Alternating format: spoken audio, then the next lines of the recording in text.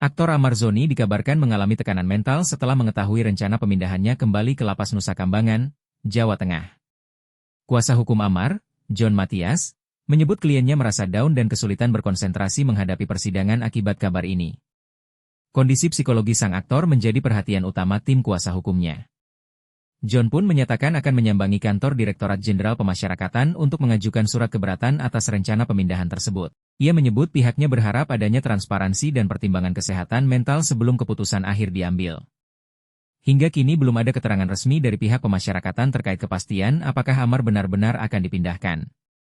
Namun isu ini terus menjadi sorotan, terlebih Amar masih menjalani proses hukum terkait dugaan keterlibatan dalam kasus narkoba. Kisah ini memicu diskusi panjang di media sosial dan publik, termasuk advokat dan pengacara terkenal Dr. Togar Situmorang yang ikut memberikan pendapatnya. Simak selengkapnya dalam video ini. Saya advokat Dr. Togar Situmorang itu ikut mengomentari terkait adanya rencana untuk pemindahan Amar Zoni dari rutan Cipinang dikembalikan kembali ke Nusa Kambangan dengan status high risk narapidana atau high risk terpidana.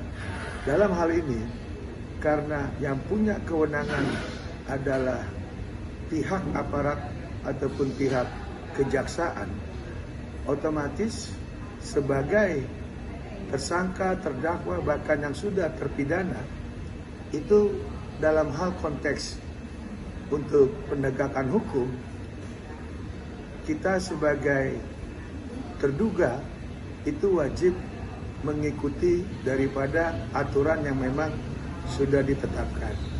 Karena sebelumnya juga Amar Zoni kita tahu terkait kasus narkoba itu telah menghuni ataupun sebagai tahanan yang sudah ada di Lapas Nusa Kambangan.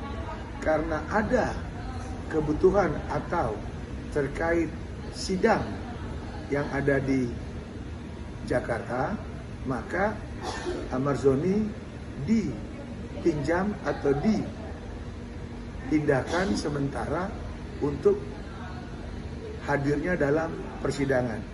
Namun kuasa hukum dari Amar Zoni itu berupaya untuk meminta suatu kebijakan. Itu sah-sah saja, namanya kuasa hukum. Tapi kalau kita lihat dari aturan, itu jelas kewenangan ada di pihak kejaksaan. Dan kalau memang jaksa menginginkan untuk dikembalikan ke Lapas Nusa Kambangan, maka siapapun tidak bisa untuk menahan, bahkan menghalang-halangi.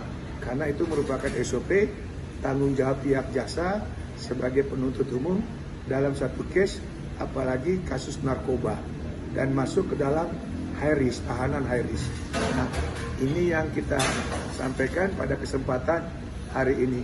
Saya advokat Dr. Togar Situmorang, sebagai praktisi hukum, harusnya kuasa hukum Amar Zoni lebih bijaksana dalam menangani kliennya, jangan memperkeruh atau menambah kliennya jadi punya masalah yang lain.